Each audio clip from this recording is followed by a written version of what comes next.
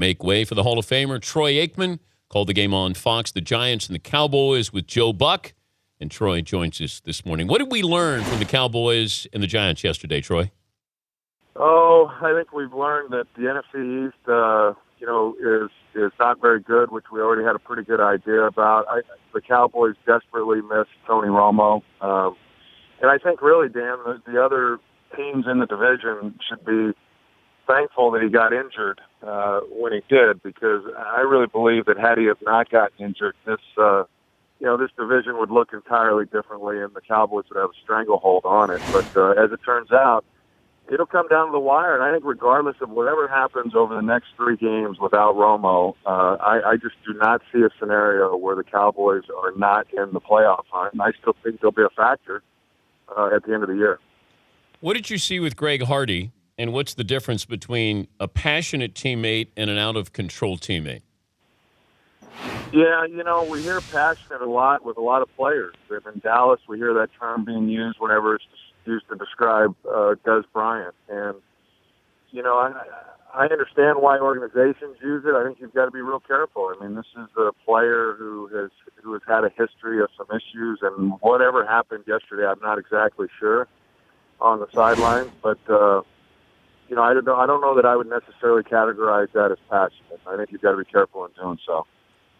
Do you think they're holding their breath here in Dallas? I know he's talented, but, it just feels like you're holding your breath on and off the field. Well, I think that coming into the season for this team, there were a lot of things to really like about it. And, they did have a good draft. They essentially got 3 first-round picks in this year's draft. They had their offensive line that was in place. It's been very dominant last year.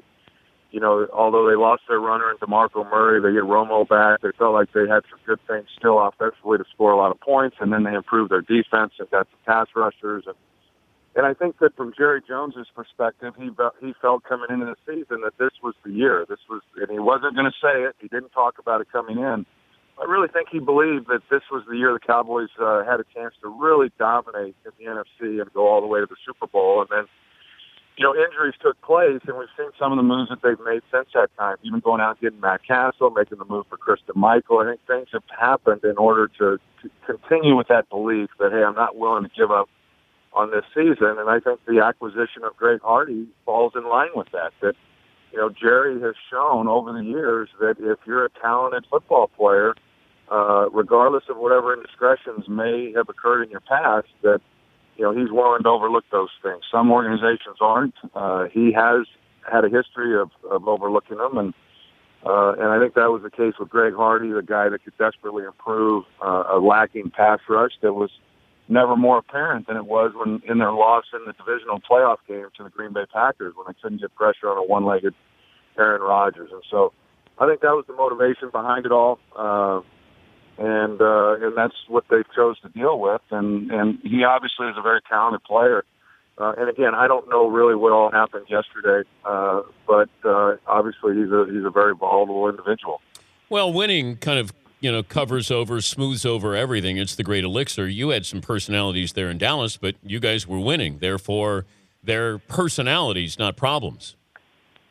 Well, yeah, I think that's the belief for a lot of people is that if you win, then all is forgiven or at least overlooked. And I think that we've seen that certainly from fans. I think that people often say, hey, why do you sign this guy? Why do you take a chance on this particular player? But if you win, whatever criticisms there were at the time of a signing, they seem to dissipate. And people then are just thrilled with the fact that you're winning, your fan base is, and all is forgotten. And I think that, for some teams and for some owners, that's the mentality. And, we had some colorful characters, certainly when I played. Some of those individuals, made some bad choices, and many of them, paid the consequences for such. And I don't know if that has influenced. It was obviously very early in Jerry's ownership. I don't know if that's influenced anything in his decision making or not. But he's been pretty consistent with his approach to a lot of the free agent acquisitions and guys that he's chosen to re-sign over the years. Talking to the Hall of Famer Troy Aikman, joining us, Dan Patrick Show. The Fantasy numbers are confusing, Troy. You were a guy that you just were measured by winning football games. And I look at Cam Newton. He's not a fantasy guy. I mean, he may give you a rushing touchdown. He may, throw for another, but he's being mentioned as an MVP candidate. So I just don't know how we look at How do you look at quarterbacking numbers and know if somebody has had a great game?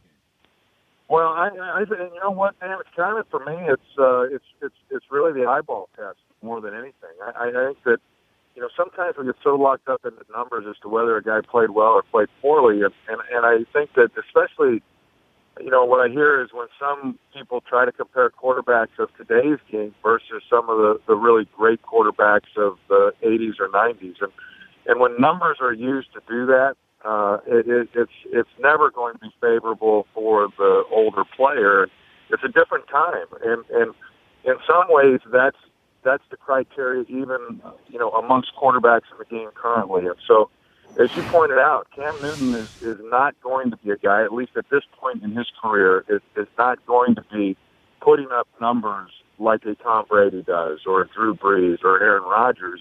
You got to evaluate him a little differently because he does bring so many other qualities, and the rushing totals and the things he's able to do, rushing touchdowns and all of that are oftentimes overlooked when evaluating quarterbacks. But yet, I think that's all part of the package when it comes to him and why he's been able to have success this year. And it's easy for me, Dan, let's be honest. It's easy for me to say, hey, all that matters is win. Because as you pointed out, that's really what my career was about.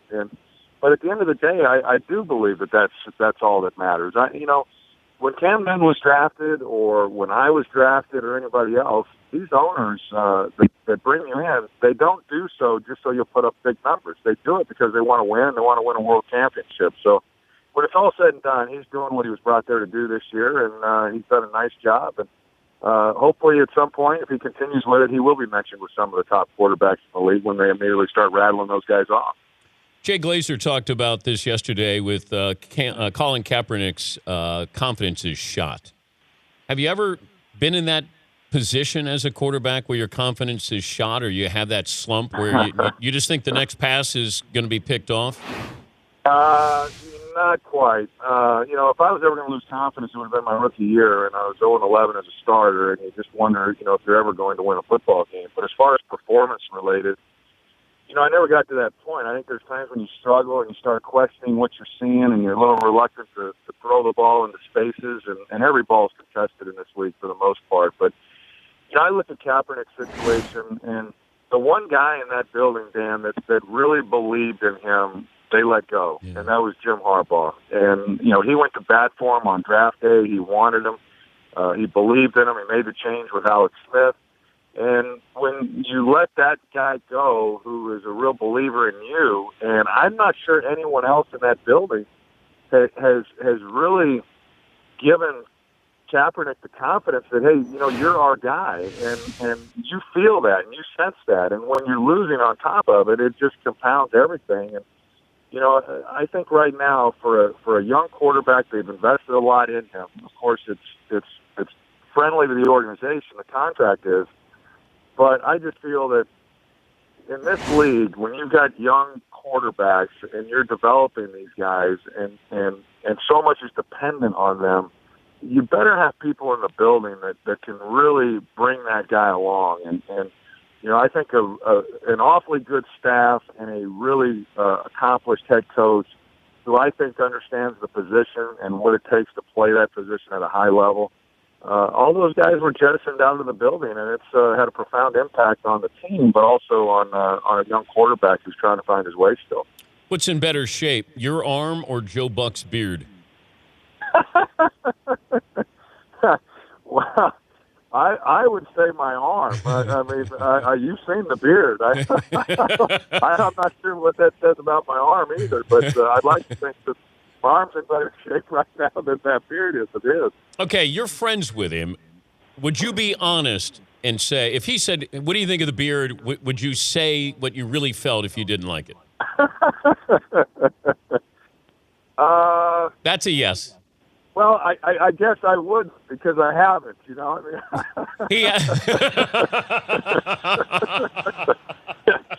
I tried that November thing last year, and I have to shave. I really only have to shave once a week. I do it twice just so I'll look somewhat professional on camera, when I have different interviews. But, I can't grow one of those beards either. And I tried. I just gave up on it. November for me, I'll make the donation, but November for me is out the window.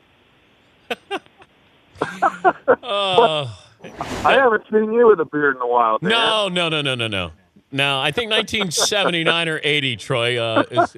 I think you were in Oklahoma last time I had a beard. I think you're right. They all had beards in Oklahoma when I was there. Hey, safe travels. Good to check in with you, and tell Joe we said hello. I'll do it. Thanks, Dan.